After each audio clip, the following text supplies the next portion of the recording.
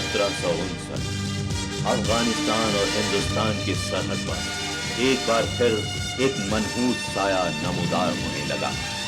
कहीं डूबता, कहीं उभरता। लिबास काला था और चेहरा तांबे की तरह तमतमाया हुआ।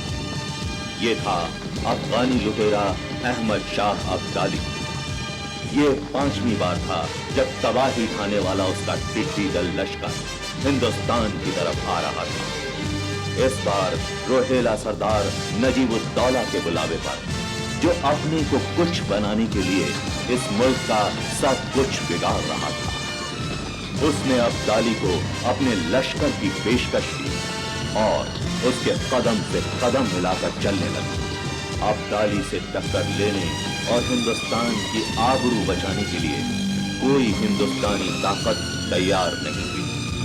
लेकिन मराठों की गैरत में लहर उठी।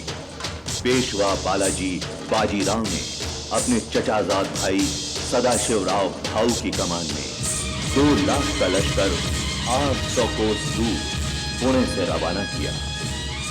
सन 1761 में पानीपत के मैदान में अब्दाली और मराठा फौजें एक दूसरे से टकराई। घमासान का रंग पड़ा। इस जंग से एक लहू लहान मराठे ने दूसरा जंग लेकर अपनी जिंदगी का मकसद पूरा किया। उसने एक तरफ मराठों की दम तोड़ती ताकत में नई रूह फूंक दी और दूसरी तरफ उत्तरी हिंदुस्तान में अपना झंडा लहरा दिया। उस वीर का नाम था महादजी सिंधिया। सदाशिवराव भाऊ ने निजाम को हराकर न सिर्फ सुलहनामे पर दस्तखत करवा लिए, बल्कि इब्राहिम गार्दी जैसा तजुर्बेकार कमांडर हासिल करके बाजीराव पेशवा की खिदमत में पेश कर दिया। पेशवा की खुशी की कोई हद न रही।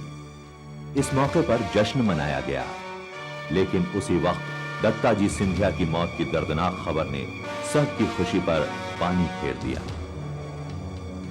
बालाजी बाजीराव ने फौरन अपने मंत्रिमंडल की सभा बुलवाई और सदाशिवराव भाऊ की कमान में 2 लाख का फौजी लश्कर दिल्ली भेज दिया। गर्मी की वजह से अब्दाली अफगानिस्तान लौटना चाहता है।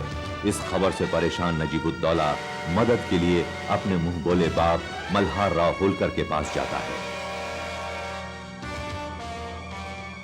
साहिबे जाहो हशम, बुलंद इकबाल, आली मर्तबत, वालिये मुल्के अवध, सूबेदार जलालुद्दीन हैदर, नवाब शुजाउद्दौला तशरीफ ला रहे हैं।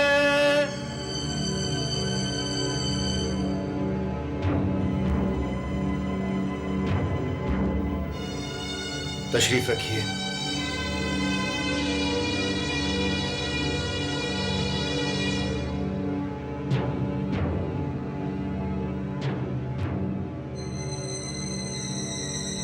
आज की यह खास नशिस्त हमने इसलिए बुलाई है कि मुल्क की सियासत ने एक नया मोड़ लिया है। अब्दाली 5वीं बार मुल्क को ताख्तो ताराज कर रहा है।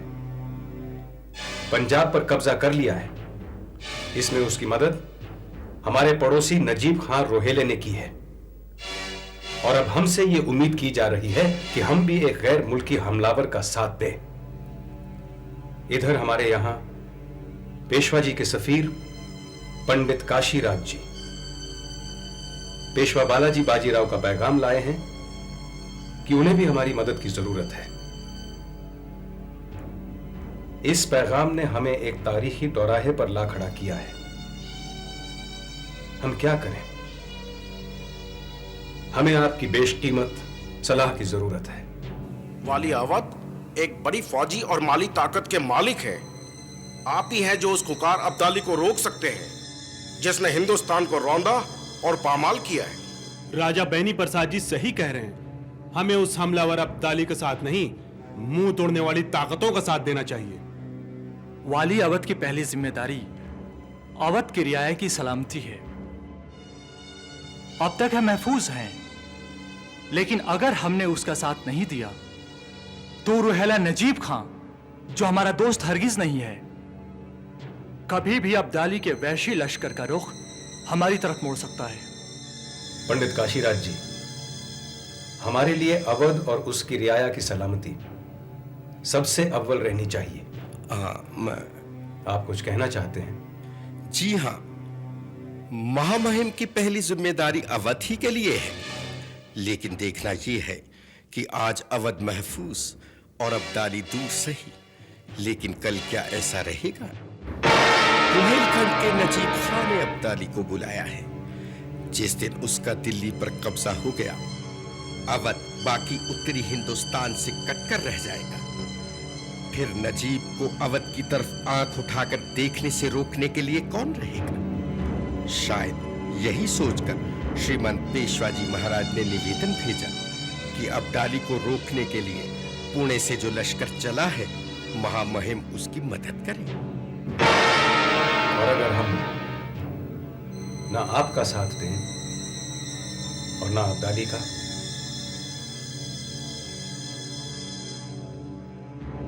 गैर जानिबदार रहें? अगर महामहिम का यही फैसला है तो मैं इसकी सूचना पेशवाजी महाराज को दे दूंगा। मैं कोशिश करूंगा कि आपके अब्दाली को सहायता न देने के फैसले को श्रीमंत मराठा राज्य की मदद समझे।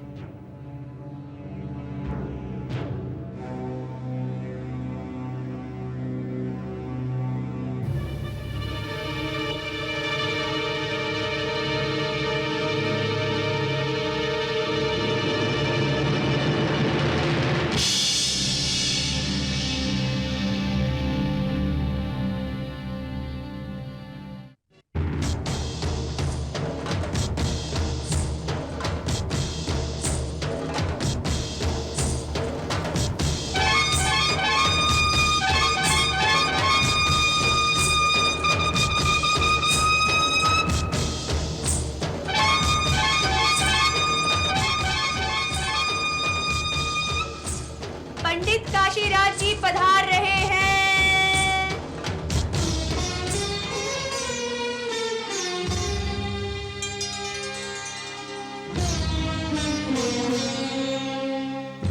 नमस्कार मोहतरमा।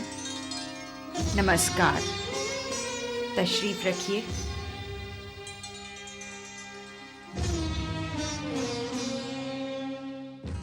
हमें श्रीमंत पेशवाजी महाराज का पैगाम मिला। उनको हम पर इतना एतमाद है, वो हमारे नूरे चश्म को इतनी वक़्त और मुल्क की सलामती की हिफाजत में उनकी ताकत को इतनी अहमियत देते हैं। हमें बेहद मसर्रत और फख्र का एहसास हुआ। हम अब्दाली को दुश्मन वतन, वहशी और दुश्मन दीन समझते हैं, जिसके हाथों हमारी गैरत, हमारी बेटियां काबुल के बाजार में 2 टके की बिक रही हैं। जहां तक हुआ और जहां तक होगा, हम अपने बेटे का नाम अब्दाली के साथ जुड़ने नहीं देंगे। मोहतरमा के यह विश्वास दिलाने से श्रीमान पेशवाजी महाराज को बहुत इत्मीनान होगा। बस हम ये चाहते हैं, हमारे साथ नहीं तो अब्दाली और नजीब के साथ भी नहीं, वो इसी फैसले पर अटल रहे। पेशवाजी महाराज से कह दीजिए, वो दिन हमारे और हमारे मुल्क के लिए भी बड़ा मनहूस होगा, जिस दिन हमारा बेटा उस जमीन पर चलकर अब्दाली के पास जाएगा जिस पर हमारे बेटों, बेटियों और बहुओं का खून अभी सूखा नहीं। हमसे हुआ हमारा बेटा हमारे और आपके साथ रहेगा। श्रीमंत जी महाराज से जरूर कह दीजिए। धन्यवाद, बहुत बहुत धन्यवाद। धन्यवाद।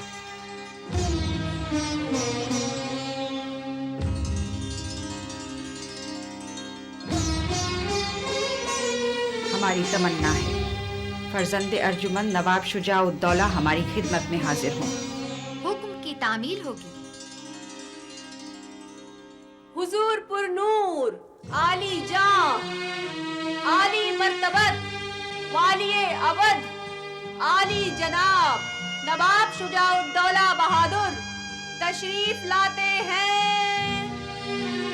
आदाब अर्ज़ है अम्मी हुजूर। जीते रहिए, सलामत रहिए, इकबाल बुलंद हो, किस्मत का सितारा चमके। आइए। शुक्रिया।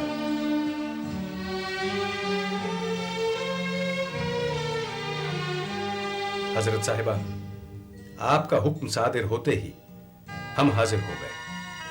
फरमाइए, हम क्या खिदमत कर सकते हैं? हमने अपनी खिदमत के लिए आपको तलब नहीं किया। वक्त आ गया है आप दिलो जान से अपने वतन की खिदमत करिए। इसके लिए तो हमने अपनी जिंदगी वक्फ कर दी।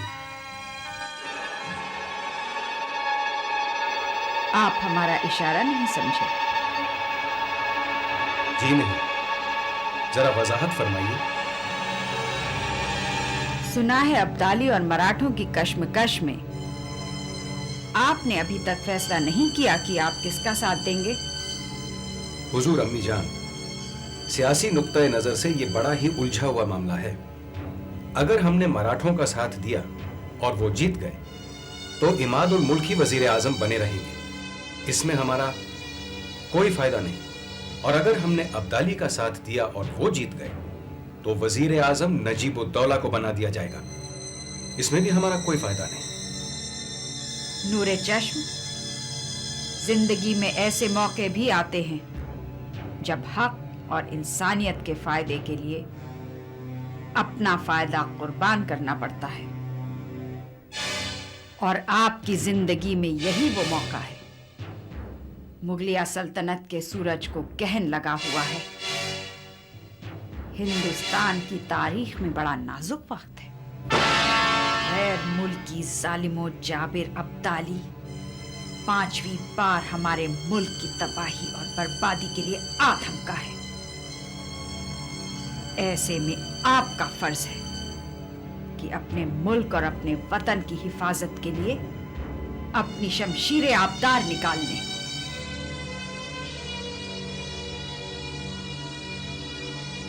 दरख्वास्त है कि हमें सोचने के लिए कुछ और वक्त दिया जाए। इतना वक्त ही कहाँ रहा बेटे। मराठों का लश्कर पुणे से रवाना हो चुका है। उनकी शराफत की दाद देनी पड़ेगी कि मुगलों को किए मुआहदे को पूरा करने के लिए अपनी जान हथेली पर रखकर वो चल पड़े हैं। उनकी वतन परस्ती का झंडा तारीख में हमेशा लहराता रहेगा।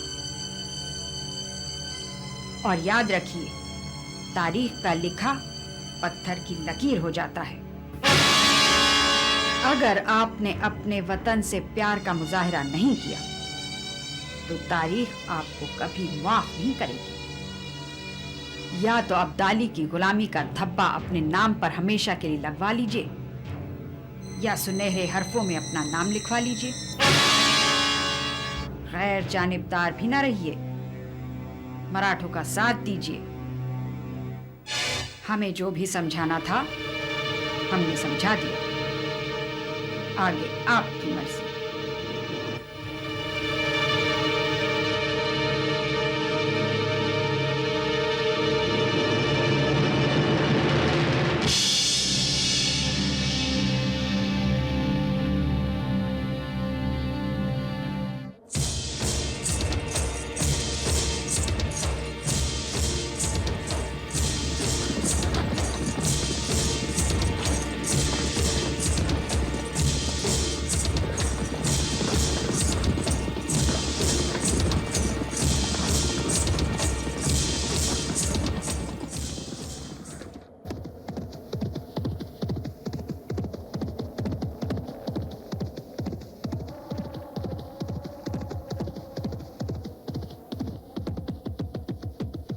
होलकर महाराज जी की जय हो। सरदार महत जी सिंधिया ने आपको प्रणाम भेजा है और मुझे आपकी अगवानी के लिए भेजा है। हमारे जानको जी और तुको जी ठीक हैं? पड़ाव कितनी दूर है? कोटपुतली में महाराज, 2 कोस दूर। वो वहां सकुशल हैं। लश्कर में आदमी कितने हैं? मुरारी घाट से निकले तो बहुत कम थे, मगर मारवाड़ आकर बहुत से सिपाही आन मिले। अब अगवानी की आज्ञा दीजिए महाराज। आज्ञा है। चलो।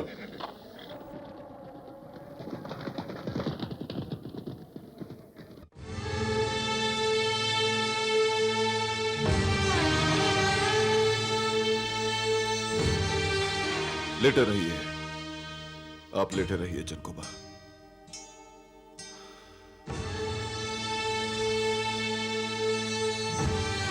काका होलकर जी महाराज आ रहे हैं, पहुंचने वाले हैं। अब आ रहे हैं वो? चनकोबा, पुरानी बातों को भूल जाओ, आगे देखो। श्रीमंत ने पुणे से एक बड़ा लश्कर भेज दिया है। बुरे दिन टल गए समझो। काका ने हमें अपना नहीं समझा। वो खुल्लम खुल्ला उस नजीब को अपना बेटा कहते हैं, जिसने हमारे भाई और उनके भतीजे की हत्या कराई। वो अब्दाली से मिले हैं। मेरी आंखों के सामने हुई है वो हत्या, भूला नहीं हूं मैं।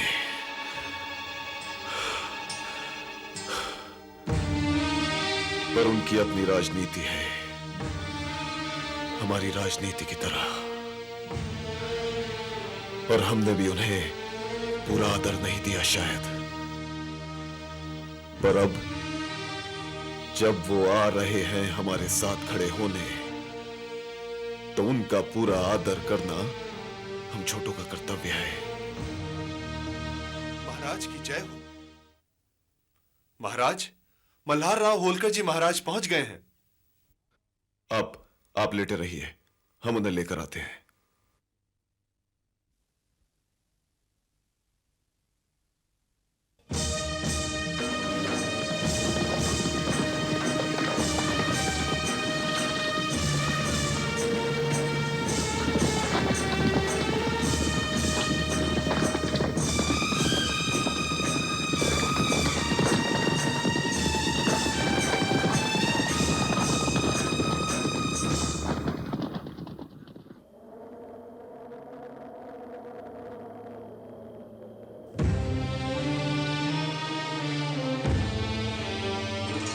काका होलकर जी महाराज की जय हो।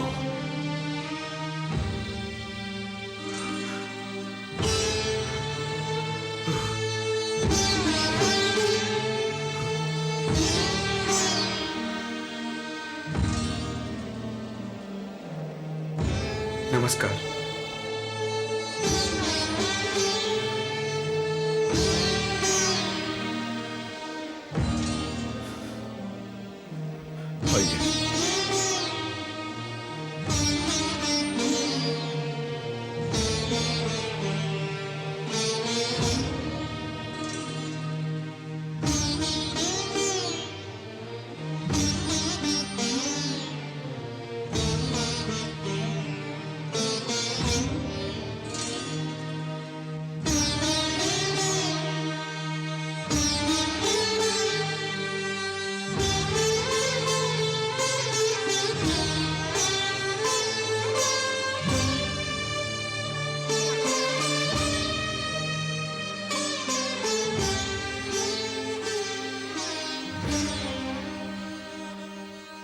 ये सब होने और नसीबों का खेल है। काका, मैंने नेज़े पर दत्ताबा का सर उछलते देखा है।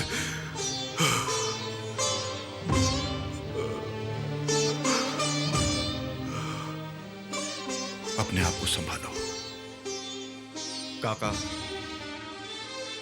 काका दत्ताबा से आपके संबंध ठीक नहीं थे। आप भी पुरानी बातें भूल जाएं। हम सभी आपका आदर करते हैं। हमारे संबंधों में कुछ नहीं था। इतना जरूर था कि वो मुझे हर पांव फूंक फूंक कर उठाने वाला समझते थे, और मैं उन्हें अति उतावला, हर काम में जल्दी करने वाला। काका, अब तो आप ही हमारे बड़े हैं। इससे पहले कि हम कोई गलत कदम उठाएं, आप हमें संभाल लें और हमें सही मार्ग दिखाएं। तुम शूरवीर हो, भतीजे नहीं, मेरे बेटे हो। अब सब ठीक हो जाएगा। मैं आ गया हूं। पुणे से लश्कर चल पड़ा है। महाराज की जय हो। भरतपुर के राजा महाराज सूरजमल जाट के एक सरदार भान सिंह महाराज होलकर से मिलना चाहते हैं। लगता है कोई खास बात है। हाँ, मैं अभी आया। जी अच्छा।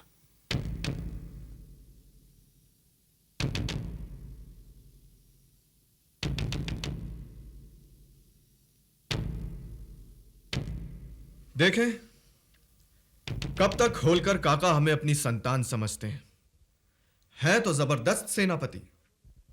अपने और दुश्मन की फौजों में सभी उन्हें जानते हैं। अब्दाली ने तो उनके पास अपना वकील भी भेजा था।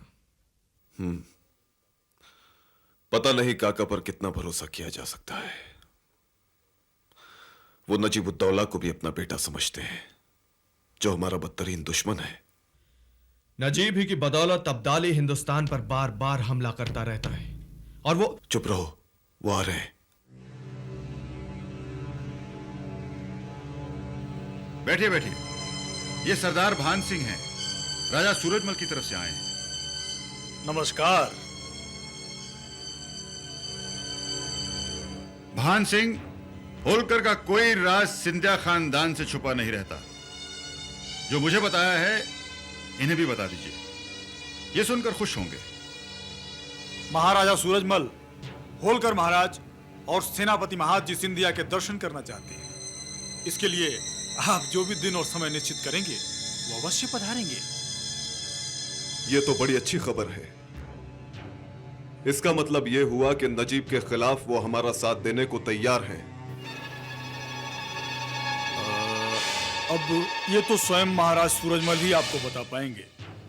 हमें अंदाजा है, क्योंकि अपने पिछले हमलों में अब्दाली ने कई बार जाट इलाकों को तबाह और बर्बाद किया है।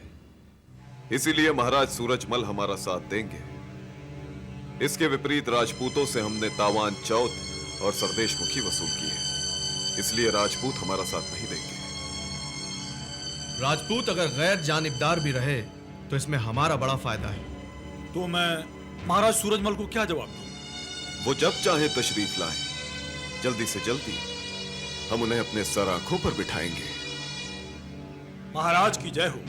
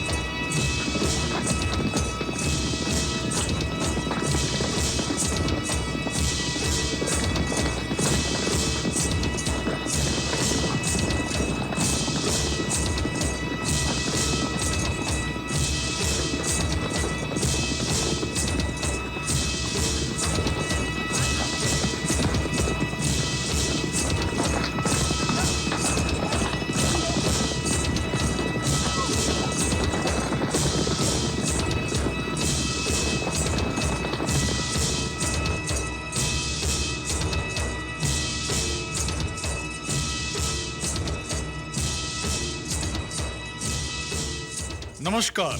नमस्कार। नमस्कार। पधारिए। आइए।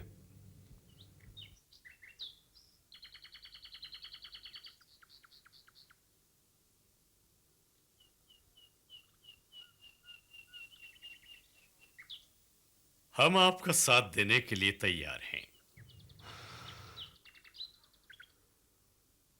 लेकिन भान सिंह के कुछ सवाल हैं। जरूर पूछिए। क्षमा चाहता हूं महाराज, हमने सुना है कि आप नजीब खान को अपना बेटा समझते हैं और वो आपको अपना पिता मानता है, लेकिन हम उसे अपना दुश्मन समझते हैं।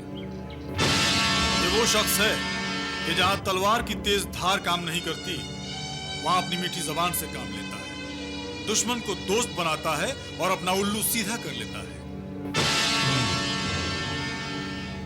आपने सच सुना है। राजा सूरजमल हम वचन देते हैं, उससे हमारा निजी रिश्ता हमारी और आपकी दोस्ती के बीच नहीं आएगा। आपको अंधेरे में रखकर हमने उसके साथ न तो कोई गुप्त समझौता किया है और न करेंगे। दिल्ली पर हम अपना हक समझते हैं।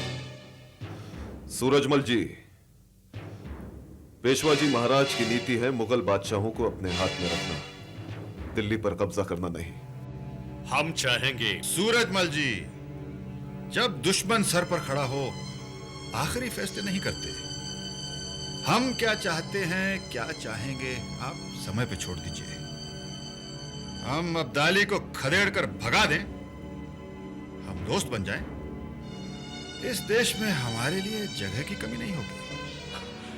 मैंने अपनी आंखों से दत्ताबा की हत्या देखी है। हम सब उनका दाह संस्कार भी नहीं कर पाए। उनके तर्पण के लिए नजीबुद्दौला, कुतुब खान या अब्दाली का खून दिला दीजिए। हम सबकी और उनकी आत्मा को शांति मिल जाएगी। अगर आपको विश्वास हो गया हो तो चलिए प्रतिज्ञा करें। चलिए।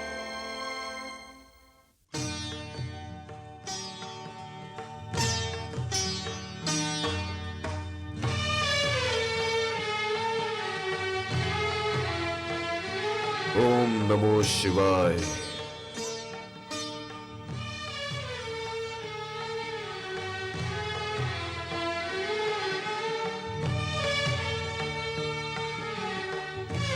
मैं गंगा जल डालता हूं, आप प्रतिज्ञा कीजिए। ओम नमो शिवाय। मैं भगवान को साक्षी मानकर प्रतिज्ञा करता हूं कि रोहिला सरदार नजीब खां और अहमद शाह अब्दाली के साथ अकेले बिना महाराज सूरजमल के किसी किस्म का मुआहिदा कभी नहीं करना।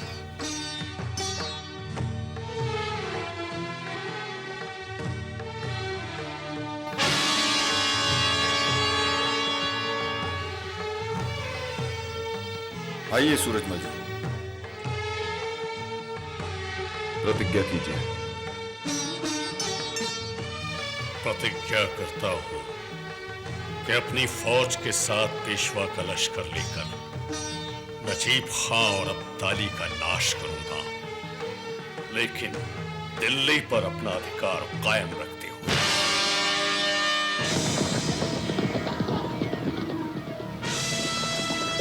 सबका हौसला पस्त, सबका हालत तरफ, लानत ऐसी गर्मी पर, जिंदगी आराम, जहन्नुम का नमूना, बिल्कुल जहन्नुम का नमूना।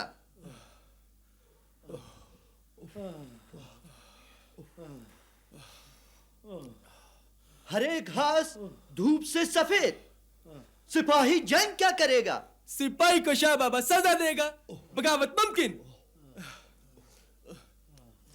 शाह बाबा से कहो तो मुश्किल, ना कहो तो मुश्किल। ओए लश्कर घर जाना चाहता, बोलता इस गर्मी में नहीं रहेगा, अपना बीवी बच्चों के पास काबुल वापस जाएगा। ओए बोला नहीं और लड़ेगा, लूट का माल और मिलेगा। बोला, बहुत बोला, कोई नहीं मानता है।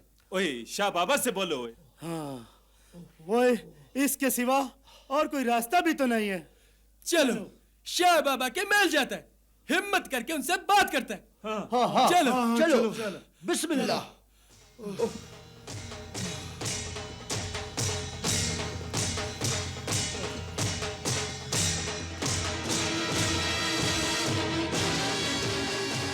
गर्मी, पंखा, पंखा।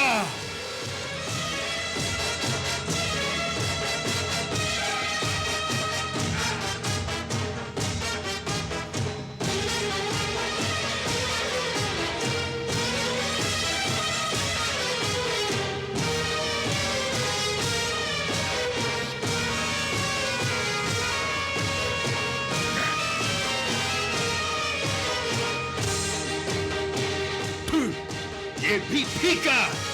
अस्सलाम वालेकुम शाह बाबा।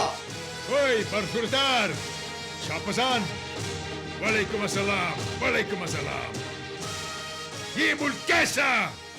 आदमी निकम्मा, आसमान से आग बरसता, बजा फरमाया शहंशाह अफगानिस्तान।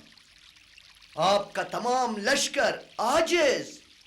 8 माह गुजर गया शहंशाह, 8 माह। लगता 8 बरस गुजर गया। पहली दफा शहंशाह हिंदुस्तान में इतना अरसा गुजारा। ताज्जुब। और शाह सारा फौज वतन के लिए और अहल वयाल से मिलने के लिए बेकरार है।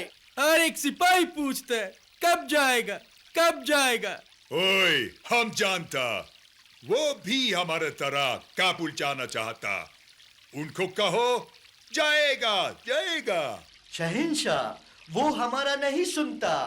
वो सब हमसे पूछता है कि शहंशाह से पूछो कि हमारा जाने का तारीख बताए। हमसे तारीख पूछता? हमसे? हमसे? हम जो उनको यहां लाया, पीतर के बच्चों को सोना, घोड़े, गुलाम और औरत दिया, वो सुबर के बच्चे हमसे? शहंशाह वो सब वफादार आपका शुक्रगुजार है। इतनी चीजों से आपने उनको मालामाल किया, सरफराज किया। वो उनका लुत्फ लेना चाहता। और फिर शाह, रमजान शरीफ भी तो नजदीक है। वो सब लोग रमजान शरीफ पर अपना बीवी बच्चों से मिलना चाहता है। रमजान से पहले वतन को हम भी जाना चाहता, लेकिन नजीब खान को कॉल दिया, उसको दिल्ली का वजीर आजम बनाएगा। शहंशाह, नजीब खान का मकसद है लश्कर को रोकना, लश्कर जाने को बेताब। लश्कर का खर्चा दे, बिसात नहीं, रोजाना 1 लाख रुपया। शहंशाह कौन से आजाद। ओए, हमने कहा इस तरह नहीं, मगर वो आएगा, हमें कहेगा हमारे लश्कर को रोक लो, हम रुक जाएगा। शहंशाह, नजीब खान आया, शाह से मुलाकात की दरख्वास्त करता है। और वक्त आया, हमा में जाता, पता चलता इस जहानमी मौसम में, वहां भेजो उसे।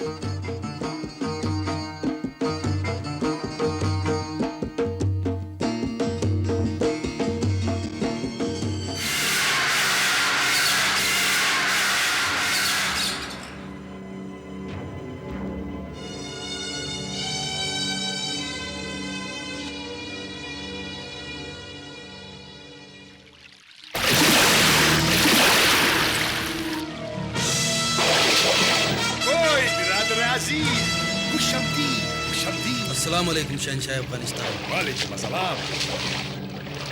ओए, इस गर्मी में आया, हमामा में पड़ा,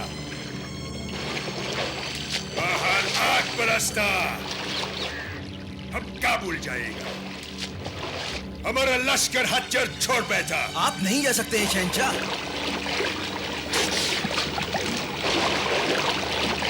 आफत पर आफत आ पड़ी है। किस आफत की बात करता? एक बड़ा मराठा लश्कर पुणे से दिल्ली आ रहा है। रुक दो। मैं नहीं रोक सकता हूँ शहंशाह। और उधर होलकर भी लड़ाई में कूद पड़े हैं, वो उनकी तरफ से लड़ेंगे।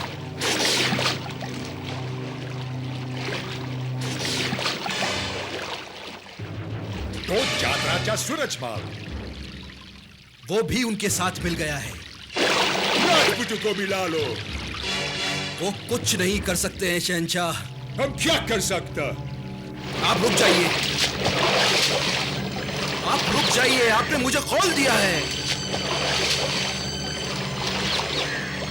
लश्कर को भी कॉल दिया, काबुल गर्मी से पहले पहुंचने का, रमजान वहां गुजारने का। आपका साथ देने के लिए वो लोग मुझे घेर कर मार डालेंगे शहंशाह। ये रोयला सल्तनत खत्म हो जाएगी। लूट कर लालच देकर लश्कर को काबुल से लाया, तनख्वाह का लालच देकर उसको रोक लो। हमारा कॉल है, हम रुक जाएगा।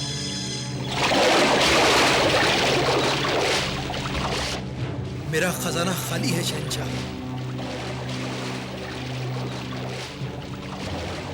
और आपकी 1 लाख रुपये रोजाना की तनख्वाह मैं नहीं दे सकता हूं।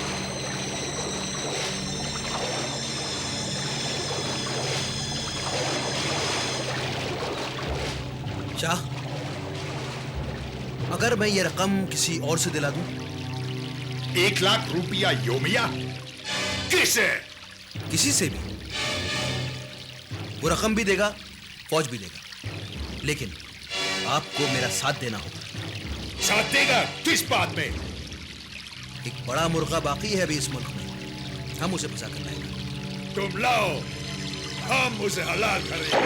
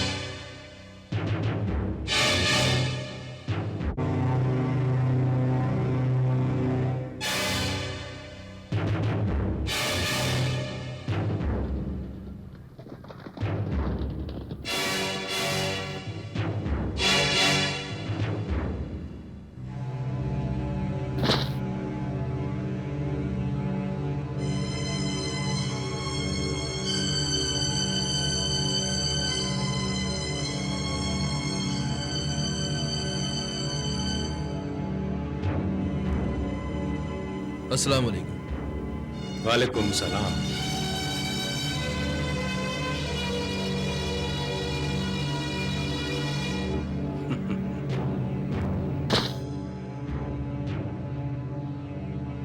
आपने शाह अब्दाली को दावत दी, उनकी मदद से मराठों को हराया। आपने कौल लिया कि आपको मुगल सल्तनत का वजीर आजम बनाएंगे। लेकिन नवाब साहब, आज तो मैं अपने आप को तख्त पर पाने की बजाय तख्ते पर पा रहा हूं। तख्ता? जी, तख्ता। शाह अब्दाली वापस काबुल लौट रहे हैं और मराठों की एक फौज पुणे से दिल्ली आ रही है। उधर सिंधिया और होलकर से सूरजमल जाट मिल गए हैं। अब ये लोग मिलकर मुझे मार डालेंगे। नवाब साहब, आप मुझे बचा लीजिए। यह शाह अब्दाली की जिम्मेदारी है, इसीलिए उन्होंने मुझे आपके पास भेजा है। आप उनसे मिल लीजिए। हम आपके या शाह के लिए मराठों से नहीं लड़ेंगे। शाह लड़ाई के लिए नहीं, सुलह के लिए आपका साथ चाहते हैं। सुलह के लिए? हमारा? आप जिसकी तरफ होंगे, जीत उसकी होगी, ये बात मराठे अच्छी तरह जानते हैं। इसलिए वो सुलह के लिए तैयार हो ही जाएंगे। वैसे क्यों नहीं? दत्ताजी सिंधिया की गर्दन मैंने कटवाई। अब मराठे मेरा सर लिए बगैर सुलह करेंगे नहीं। शाह अब्दाली आपसे मिलते ही मराठों को सुलहनामा पेश करेंगे। दिल्ली के तख्त पर मराठों की पसंद का बादशाह होगा और आप दिल्ली के वजीर आजम होंगे। और शाह के चले जाने के बाद पूरा पंजाब मेरा नहीं, आपकी सूबेदारी में होगा। नवाब साहब,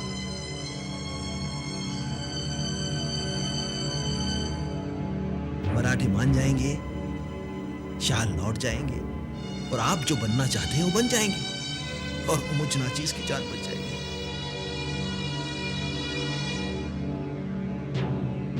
अगर हम ना कह दें तो? शाह अब्दाली को अंदेशा है कि आपकी वालिदा मोहतरमा मराठों से मिल सकती है। खुदा ना खास्ता शाह अब्दाली जीत गए तो उनका क्या होगा?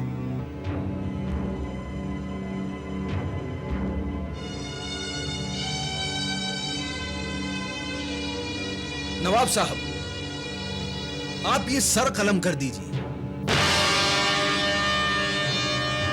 या मुझे बचा लीजिए। हम यकीन कर लें? आप जो चाहे कसम ले लीजिए, मैं कसम खाने को तैयार हूं, धोखा नहीं दूंगा।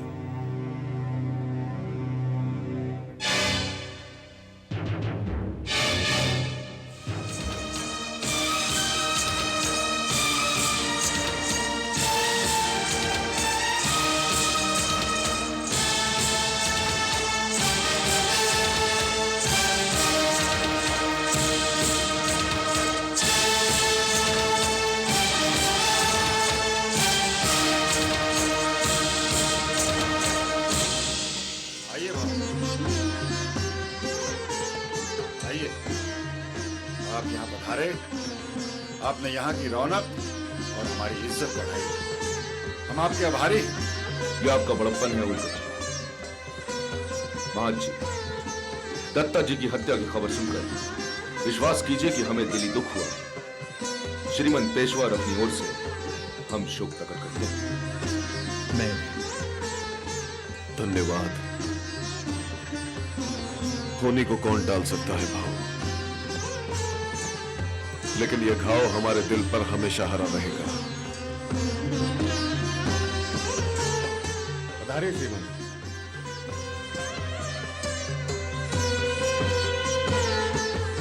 बैठिए बैठिए। कहिए, पुणे से दिल्ली का सफर अच्छा कर रहे हैं? इतना लंबा सफर और इतनी जल्दी तय कर लिया। कल सूर्य ग्रहण था। जब तक हम चंबल तक आए ग्रहण हो चुका था। चंबल नदी में स्नान किया, उसके बाद ही नदी पार की। शुभ, शास्त्रानुकूल। भाव, दिल्ली के लिए कूच कब करना है? हम थोड़ा इंतजार करना चाहते हैं होलकर जी। सेना थोड़ा आराम कर ले, रसद का इंतजाम हो जाए, और फिर मल्हार राव जी, हम इस इलाके से वाकिफ भी नहीं हैं। महाजी जानते हैं। मुझसे जो सेवा हो सकती है मैं करने के लिए तैयार हूं। यहां के रास्तों और नक्शों को मालखाने से निकालकर भाव को दे दीजिए और मिलकर सलाह कीजिए कि आप सबको और क्या चाहिए। कुछ तोपें चाहिए? हमारे लश्कर में बहुत बड़ा तोपखाना है होलकर जी। कमांडर इब्राहिम को अगर किसी चीज की जरूरत होगी तो वो बता देंगे। पेशवा तोपखाने का कमांडर एक पठान है, ये तो बड़ी खुशी की बात है। जी हां, इब्राहिम खां गारदी, जो पहले निजाम के तोपखाने के कमांडर थे, हमारे तोपखाने के साथ आए हैं। चंबल पार करते समय तोपों में पानी चला गया था, उनकी सफाई करवा रहे हैं। खुद फ्रांसीसी जनरल डिबोसी से सीख ली है कि अपना काम दूसरों पे नहीं छोड़ना चाहिए।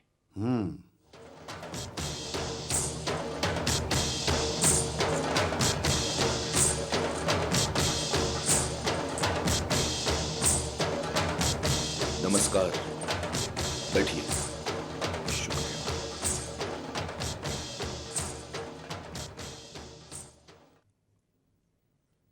हाजिर होने में देर हुई, माफी चाहता हूं। पेशवा लश्कर का तोपखाना आपको कैसा लगा? कुछ तब्दीलियों की जरूरत है। उसके बाद यह हिंदुस्तान का बेहतरीन तोपखाना बन जाएगा और श्रीमंत पेशवा की शान बन जाएगा, और मैं उस शान का अमानतदार हूं। बहुत खूब भाव, दिल्ली का यह मोर्चा आप जीत जाएंगे, मुझे अब यकीन हो गया है। माफी चाहता हूं महाराज। तोपखाना महज दुश्मन के मोर्चों तक पहुंचने की रुकावटों को दूर करता है, फिर उसका काम खत्म हो जाता है। उसके बाद भाऊ साहब की पैदल फौजें आगे बढ़ेंगी और फतह का झंडा लहराएंगी। कमांडर इब्राहिम, पठान तो ऐसे नहीं बोलते। नस्ल और कौम का नाम लेकर जो जंग में उतरते हैं, देखा गया है महाराज, जीत उनका साथ कम है। दरअसल जीत का सेहरा उन्हीं के सर बंधता है जिनमें काबिलियत और कारकर्दगी ज्यादा हो।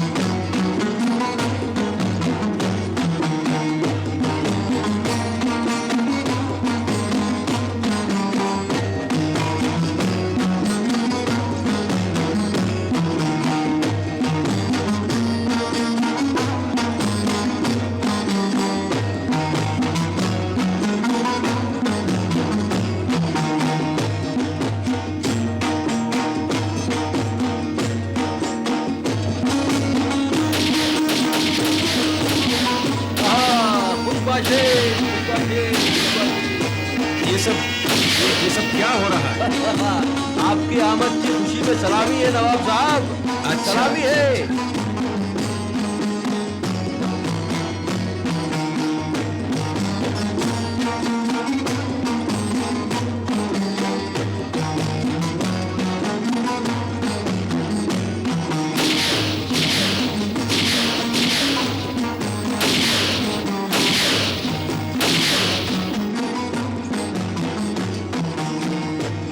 नवाब साहब जी, आपकी इजाजत हो तो शाह को आपकी आमद की खबर कर दूं। जरूर।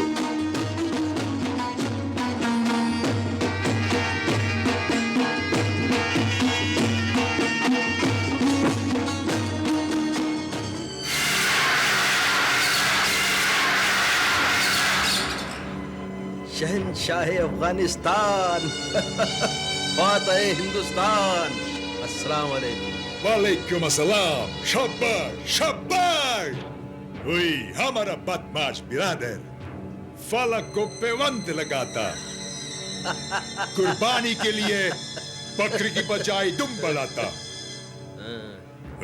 वजीर आजम नहीं जानशीन बनाएगा। अब जाने के बाद अपने भी इलाकों का। शुक्रिया शहनशाह, बहुत बहुत शुक्रिया। अभी नवाब साहब को कहना है कि तुम्हारे लिए हम झूठ बोलेगा, सब्ज बाग के मेवे खिलाएगा, पेट चाक किए बगैर उसका खजाना उसके मुंह से उगलवाएगा। लेकिन अभी नहीं, उसको बोलो आराम करे, कल उसको महल में लाओ।